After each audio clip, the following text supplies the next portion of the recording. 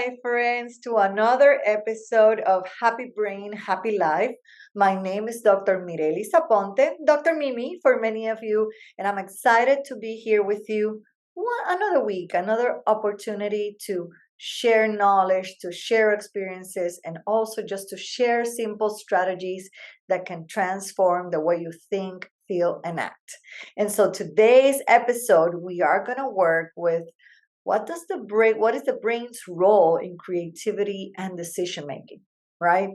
Two very important activities. We see it throughout education, we see it on team building and just business development. We see it in so many areas. However, how do you use your brain to use the best potential to be creative and to make the best decisions? Now, that's what we want to talk about today. So, are you ready? Let's start by understanding that our brain is the starting point of everything we think. Either you feel that it is productive or not productive. Everything that you are thinking is produced by your brain. It is also produced by every experience that you've had in the past. So many of your thoughts, or let's say all of your thoughts, are really based on previous experiences. So if you are at a point right now where you're feeling, come on, I felt like when I was younger, I felt more creative. I felt like I was producing more ideas, and I am in a stuck place. Understand that that stuck place is created by your own thoughts. Your brain is completely capable of creating something new and of making the correct and right decisions for you. Now, what you define by the right decisions or not, that's again on your thoughts. So let's understand this from a different perspective, right? All the mechanics of creativity, all the possibilities of a new thought and a new idea are already within you. You already have those capabilities. We have the prefrontal cortex, and our prefrontal cortex, I have explained in previous episodes, right, that it is the leader, the director of that orchestra, is the main source of your thoughts. It's the main source of everything you process. So if we want to be creative, we got to provide our prefrontal cortex with opportunities to be creative.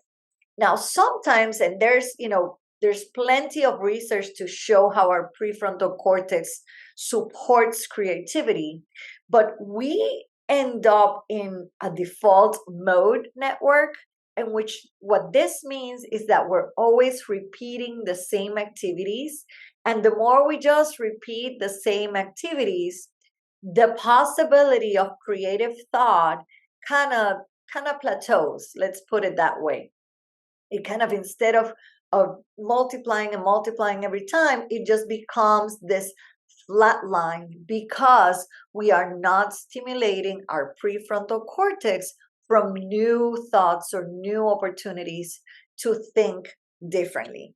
Now, sometimes when we have a very strict set of rules, right, and we always talk about thinking outside the box, why do we talk about that? Because we have created a box.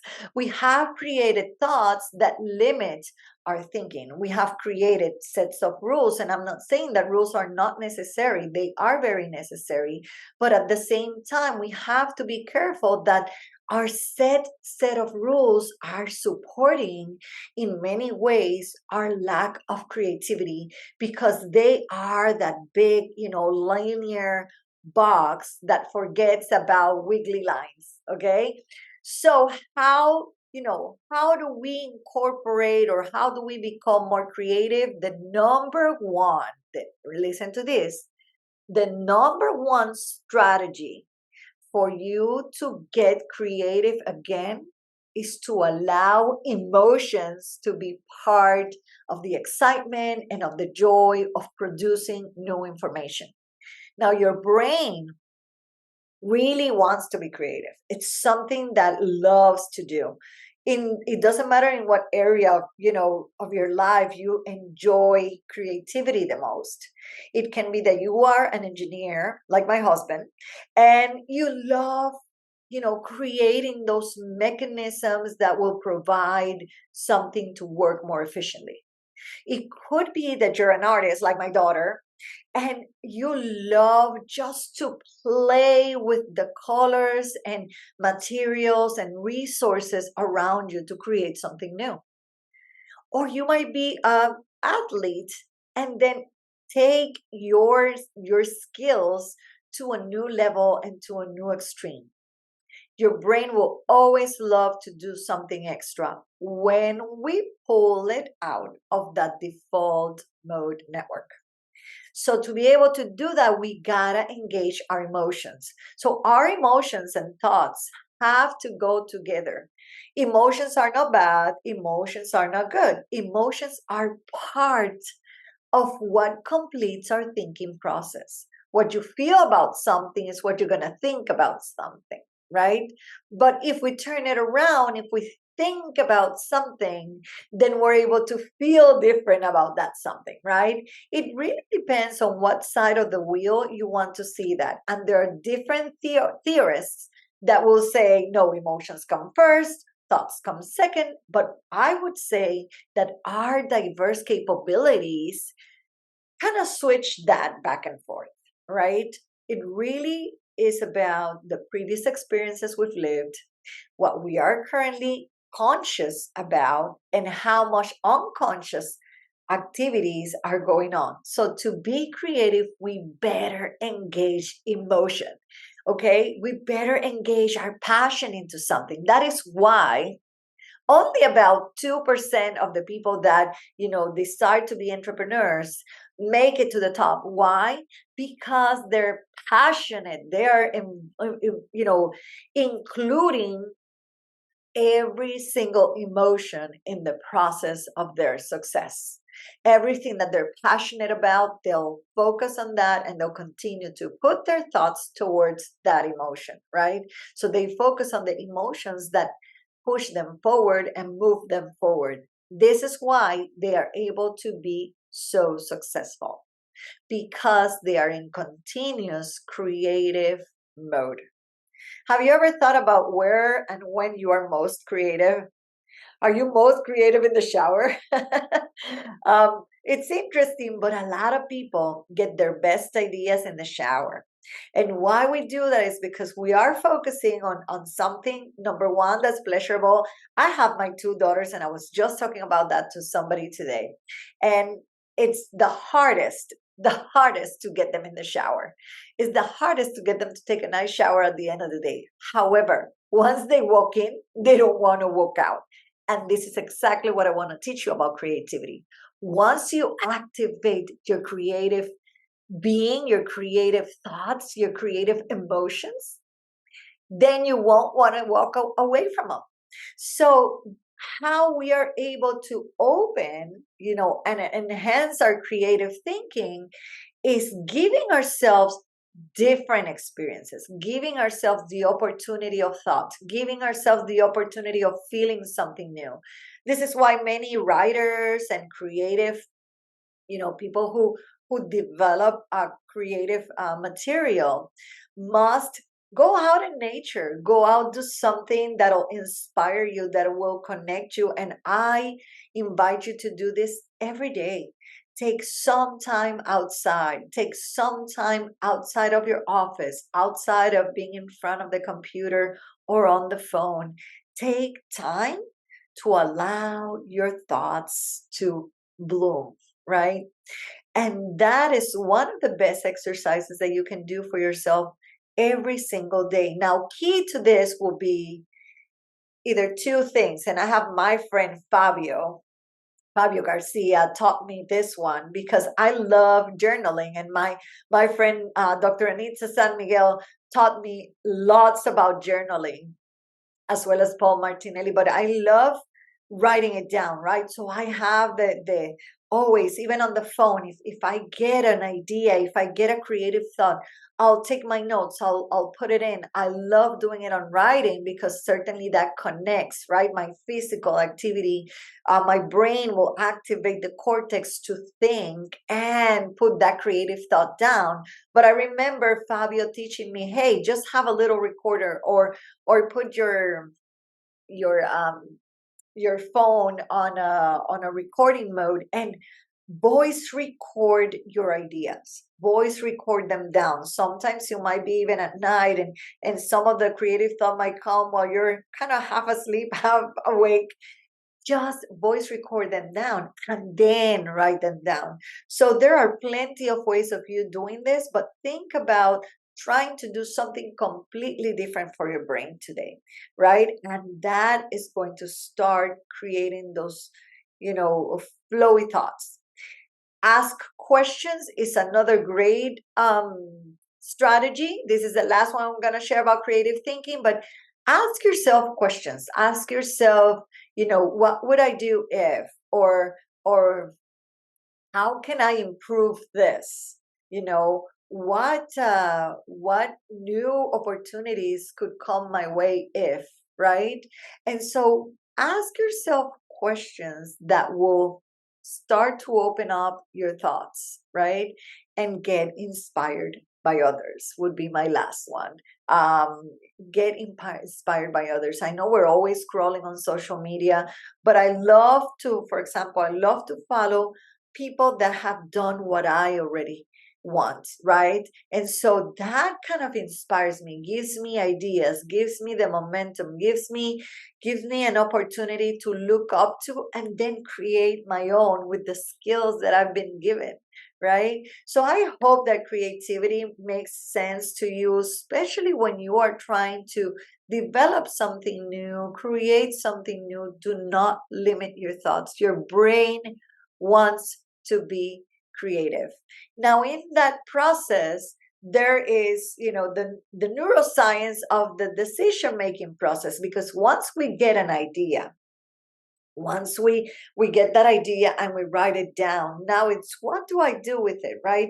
I could tell you for years I had plenty of ideas for a book. I had plenty. I have no idea how many outlines I had written down. But then the decision making process of acting on it, or making a decision moving forward, was very hard. I used to feel very stuck about that, because I could take certain decisions in my life were very easy for me to make, but there were others that it would just stay in the thought and maybe even the emotion, but then I wouldn't make, the action steps to move forward.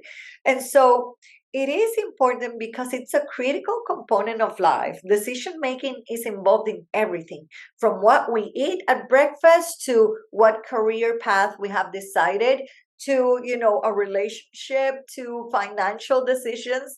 So yes, decision making is key, and we can become extremely creative, especially as entrepreneurs, and have fitting ideas, and then go, okay, now what, right? So where does decision making connect with the brain? Super important. There are many research out there, but there are several that consist of clarifying that yes, the prefrontal cortex is your decision maker. Again, the director of the orchestra, the one that looks at all the surroundings, everything around you, and kind of helps you make that decision.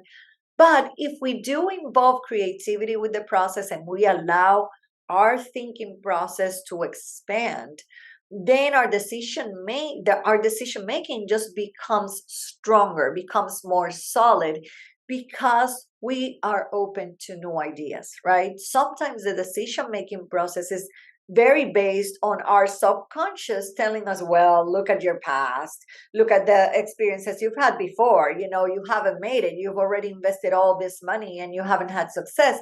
Oh, look at, you've tried this 3 times and it really hasn't been successful. So we have to be very careful that our decision making process is not based on our unconscious or subconscious levels of thinking, and that our creative process is the one impacting our new decision making abilities, right? So, what things help us in that process? The prefrontal cortex, like I told you, is one of them, is one of the structures related to it, but also there's a structure called the striatum, who has been found to be the trigger of many decisions, our decision moments in our life. So it is important to understand that in both creativity and decision making, emotions play an important role in that process. Emotions continue to play an important role in that process. That is why it's so important to understand our emotions. Because if every time we're thinking or every time we're doing something, we're just concluding, oh, well, I'm always like that, or oh, well, it's part of my character, or oh, well, then we are not really understanding that our brain is adjustable and that we are able to create new emotions and to create new thoughts that allow us to make better decisions. It could be our emotions, the ones overlapping and actually increasing our confidence and reducing our anxiety, or it could be totally the opposite. It could be our extreme emotions increasing anxiety and are not willing to take action. So it is important to understand when our emotions are clouding our thoughts and when they are increasing maybe the risk of aversion, or when they are really empowering, right? Empowering us to release that anxiety, release the doubt, and take on the action. This is why it is so important to feed the right emotions, right?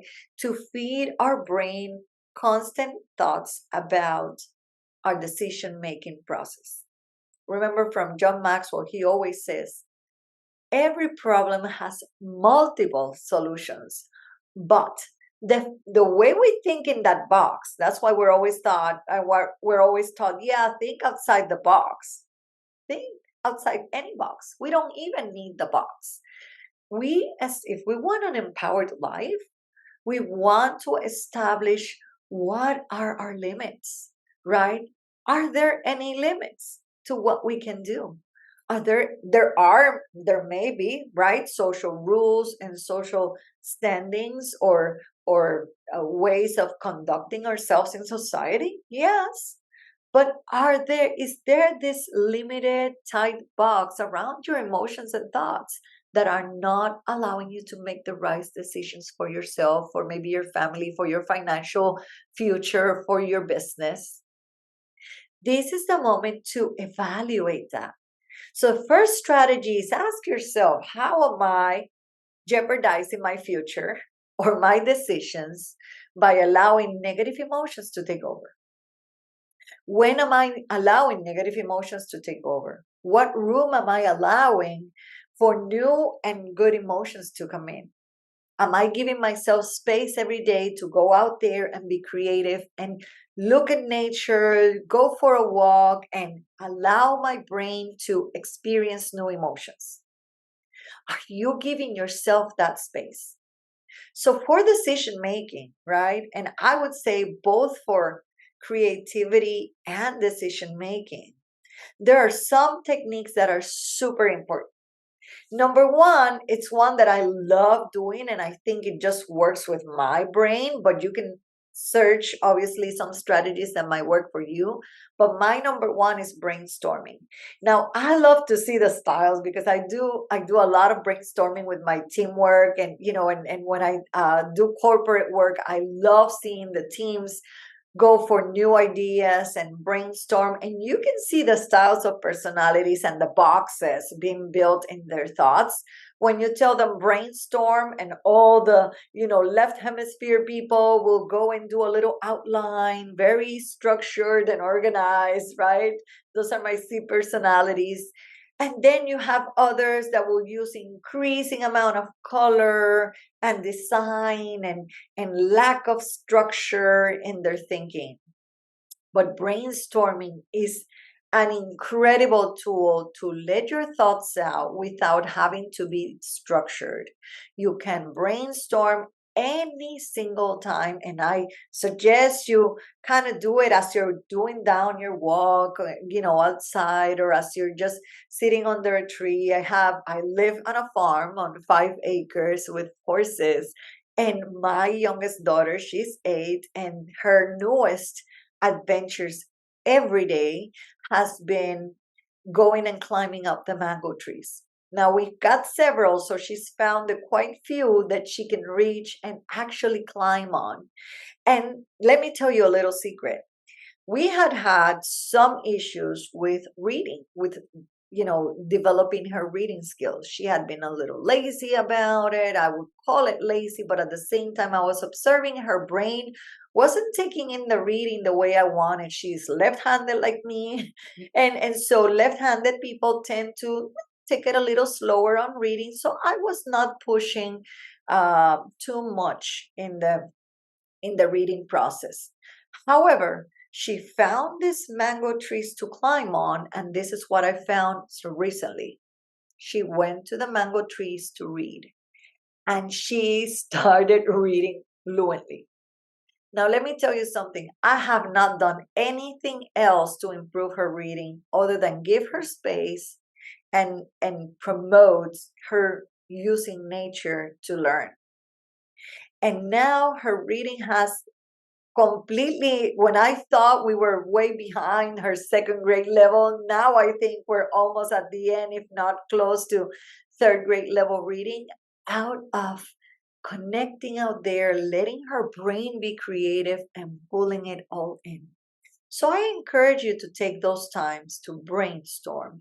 Another one I'm going to ask you to do, and let nature in for you, is use mindfulness and meditation. And I know you've heard this many, many, many times, but it is important for us to be in the here and the now and connect and think about your emotions and think about what they're doing for you and think about your thoughts. It is okay to think. Thinking is the best skill you can obtain.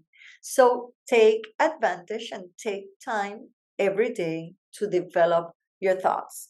And last but not least is cognitive training exercises. We can ask and use specifically structured guided exercises that will help you strengthen your creativity, but also strengthen your decision making. I hope that today has kind of impulsed you a little bit to go out there, get out in nature, connect, develop your creativity, develop your creative thoughts. Go out on your team. If you have a team you work with, this is the moment not to work inside, but take some time to be outside. I just recently had a women's event here at the farm, and it was beautiful to see how all these entrepreneurs, I had lawyers, I had business owners, I had moms, right? Uh, I had a group of just fluid, beautiful women that took time to be outside, to develop our thoughts, to work on our journaling and our brainstorming and our creative thinking. And the result was powerful. So I want to encourage you to take some time to be out there to connect. And if you have liked what you've seen today, please give us a like. I would love to hear your comments. I would love to read you, but also to hear from you. What would you like to learn about the most? I hope that all the resources we're providing for you here are being helpful, and I look forward to see you on the next one.